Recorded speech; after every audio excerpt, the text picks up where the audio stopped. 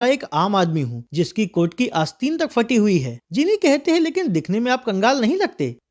इस तरह बातें करते हुए रॉन सहारा देकर जिनी को उसके घर तक पहुंचा देता है, जहां जिनी उसके कोट की फटी हुई आस्तीन सिलती है। रॉन उससे कहता है तुमने यहाँ काफी फूल लगा रखे हैं। जिनी कहती है हाँ, पिताजी के मरने के बाद माली वाला काम मैं ही संभालती हूँ। तो अब रॉन अपना कोट लेकर जिनी को उसकी सिलाई के पैसे देने लगता है। हालांकि जिनी को रॉन पसंद आ जाता है, इसलिए वो उससे पैसे नहीं लेते। इसके बाद रॉन उसे धन्यवाद देकर वहाँ से निकल जाता है। जिनी उसे दोबारा देखना चाहती थी, इसलिए वो भी घर से बाहर आती है, पर तब तक वो उसकी घर की खिड़की पर सिलाई के पैसे रखकर जा चुका होता है। जिनी वो पैसे उठा लेती है और रॉन की इस अच्छे स्वभाव पर बहुत खुश होती है। अगले सीन में गांव में मौजूद महल दिखाया जाता है। टीना के साथ वहां पहुंच चुका डेविड महल के प्रबंधक और नौकरों से कहता है मैं अब यहाँ का नया मालिक हूँ, इसलिए मुझे महल का कोना कोना साफ सुथरा और सुसज्जित चाहिए और मैं इसमें जरा भी लापरवाही बर्दाश्त नहीं करूंगा। प्रबंधक कहता है ऐसा ही होगा मालिक। वहीं अब तक रॉन भी महल के आंगन तक पहुंच जाता है, जहाँ वो देखता है उसका भाई महल के प्रबंधक और नौकरों से बहुत सख्ती से पेश आ रहा है। थोड़ी देर में जब प्रबंधक महल के आंगन में आता है तो रॉन उसे अपना परिचय देते हुए उससे पूछता है आप इतने परेशान क्यों दिख रहे हैं। प्रबंधक कहता है आपके भाई ने यहाँ आते ही सबके नाक में दम कर दिया है। यहाँ का माली 1-2 दिन से बीमार था तो तुम्हारे भाई ने उसे काम से निकाल दिया। अब मैं इस आंगन के बगीचे की देखभाल करने के लिए तुरंत नया माली कहाँ से लाऊं। रॉन कहता है तुम बाकी का काम देखो, माली की व्यवस्था मैं कर देता हूँ। ये कहकर वो जिनी को महल में मालिन का काम दिलवा देता है। 2-4 दिनों में ही जिनी बगीचे को व्यवस्थित कर देती है।